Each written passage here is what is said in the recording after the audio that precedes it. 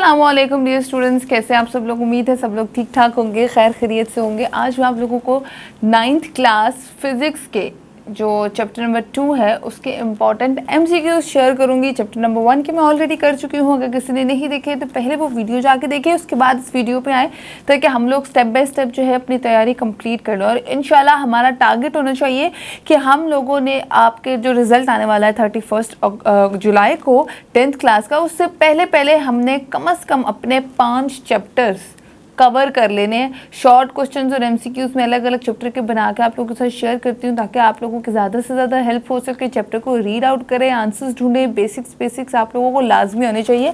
और जितने students pre first year, pre 9th, pre 10th कर रहे हैं तो यकीन माने उन्होंने आधे से ज़्यादा कोर्सेज अपने कवर भी कर लिए हैं।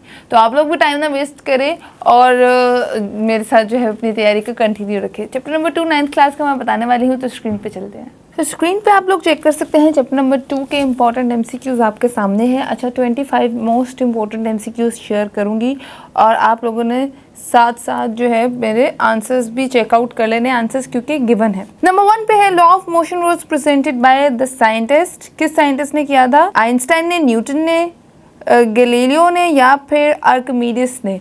तो न्यूटन ने जो है लॉ ऑफ मोशन को प्रेजेंट किया था। उसके बाद coefficient of friction between wood and concrete is 0.62 metre, 0.62, 0.8, 1 या फिर 0.9। तो आंसर है ए 0.62। नेक्स्ट है, which machine is use to find acceleration due to gravity? तो मैं ये आप लोग जो है centrifuge, Atwood machine, hydraulic machine या फिर वॉशिंग मशीन, तो ये आप लोग ऑप्शंस देख सकते हैं। Right answer is Atwood machine. बाकियों में मैं आप लोगों को ऑप्शंस नहीं, राइट आंसर बताऊंगी। बाकी ऑप्शंस आप लोग अपनी स्क्रीन पे देख सकते हैं। जिस तरह के मोमेंटम इज अ क्वांटिटी, कौन सी क्वांटिटी है? वेक्टर क्वांटिटी, ठीक है। If the mass of moving body in a circle is doubled then centripetal force, then the centripetal force will be doubled, ठीक है। आपके पास 4 ऑप्शन है, डबल्ड, हाफ, 4 टाइम्स या सेम। तो राइट आंसर इज डबल्ड। उसके बाद rolling friction is dash, then sliding friction, तो लेस देन स्लाइडिंग फ्रिक्शन, ठीक है। उसके बाद the radius of a circle is doubled, then centripetal acceleration become half time.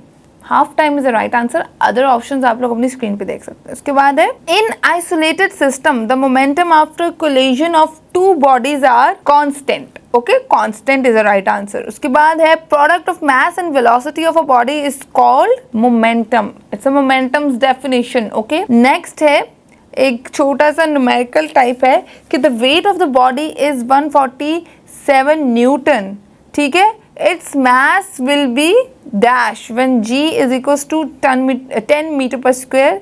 तो इसका मास हो जाएगा 14.7 kg, ठीक है। डिवाइड करके कुछ इस तरह आपने रेशो निकालनी है तो 14.7 kg होगा। अच्छा, 1 newton is equals to 1 kg metre per square. Okay, आपके पास चारों ऑप्शन है, राइट ऑप्शन है ए वाली। उसके बाद नेक्स्ट है, coefficient of friction between tyre and dry road is 1 is a right answer। उसके बाद the centripetal acceleration is always along with centripetal force। centripetal force is the right answer। बाकी आप लोग अपनी स्क्रीन पे चारों ऑप्शंस चेक आउट कर सकते हैं। उसके बाद है, if the velocity of moving body in circle is doubled then its centripetal force is 4 times, ठीक है। नेक्स्ट है, the force which completes a body to move in a circle is centripetal force। okay, in a circular motion the motion of every particle of a body is same। के बाद what is the effect of lubrication? lubrication का क्या effect होता है? तो वो basically ये होता है कि उससे रिड्यूस होती है फ्रिक्शन। तो ये राइट आंसर देख लें। बाकी आप लोग ऑप्शन देखें, increase friction, no effect, reduce friction या नन ऑफ दीज। तो रिड्यूस फ्रिक्शन। आप कोई भी लुब्रिकेंट यूज़ करते हैं किसी सरफेस पे, कोई रफ सरफेस है और उसके ऊपर आपने कुछ गो थ्रू करना है या कोई भी सामान उधर से उधर भेजना है, तो lubricant helps to reduce friction. जो अटक के जाएगा वो स्मूथली उस लुब्रिकेंट की वजह से आगे पास आउट होगा, ठीक है। उसके बाद है, when a block is placed on a surface its weight produces normal reaction. Normal reaction is the right answer. उसके बाद friction is due to roughness.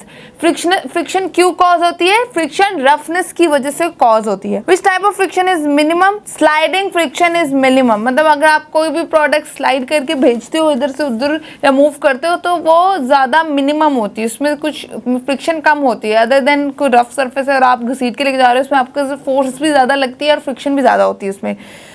अच्छा, next is the force which oppose the motion is called friction. ठीक है, friction is the right answer. Other options you can watch on the screen. If no external force acting on a body, then such system is called isolated system. The rate of change of momentum is equal to mass, force, weight या none of these, तो force is the right answer. उसके बाद है if a force of 25 and acting along the string to balance the weight, then the tension in a string is Newton, 25 newtons. Okay.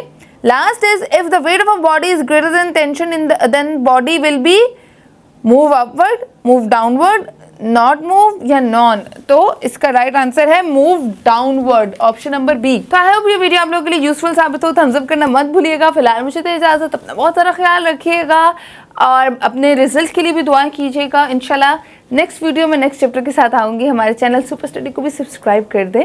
तब तक के लिए मुझे दें इजाज़त। अल्लाह हाफिज़, अल्लाह निगहबान।